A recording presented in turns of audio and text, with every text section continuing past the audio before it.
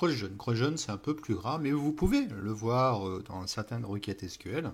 Donc, je vais vous expliquer à quoi sert le CrossJeun et dans quel cas ça peut être intéressant. CrossJeun, c'est une jointure croisée qui n'est d'autre que le produit cartésien de deux tables. Donc, pour rappel, un produit cartésien sur SQL, c'est un ensemble. C'est un ensemble de deux ensembles et c'est nul autre qu'à une multiplication généralisée, tout simplement, un produit cartésien. Donc si on prend deux tables, ça va associer ces lignes de la première à la deuxième. D'accord. Donc ça fait une multiplication des lignes. La syntaxe, elle est assez simple.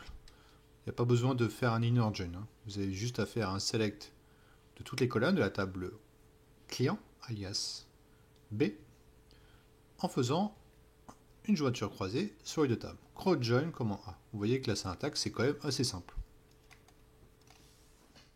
Cross join. Alors, on va utiliser toujours la même base de formation. C'est parti. Donc là, on a nos deux tables. Donc ici, il y a tuyau Olivier avec 1, 3, 5 comme d'habitude et la table commande où on a 1, 9, de 1 à 9 au niveau de l'ID client.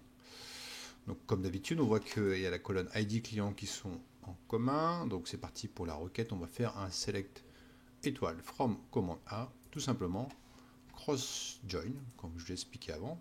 Donc ça va multiplier le nombre de lignes cross join sur la table client B. Cross join, hein, je vous avoue, c'est assez rarement utilisé, donc c'est une petite vidéo pour vous expliquer l'utilité de cross join. À voir si vous en avez utilité un jour, hein, mais sachez que ça existe. Donc là, quand on va faire le cross join, on va voir qu'il y aura 45 lignes de retournée.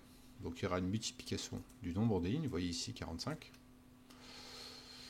Donc on va voir que la valeur tuyau Olivier va être répercutée, alors que ici tuyau Olivier est sur la ID client 1. D'accord. Et donc on va voir que tuyau Olivier va être multiplié sur les 9 fois. Donc sur chaque ID client. Donc le 1, ici on voit tuyau ID client 2, alors qu'il n'existe pas, mais on voit que ça correspond à l'ID client. On voit que c'est une multiplication du nombre de lignes. Tuyau client, tuyau Olivier, 9, 4e fois, 5e fois. Donc on voit que c'est multiplié jusqu'à 9 fois.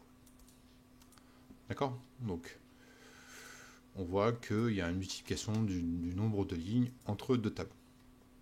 Si on change l'ordre du cross join, ça va rien changer du tout. Ça fait exactement le même nombre de lignes, toujours 45. D'accord.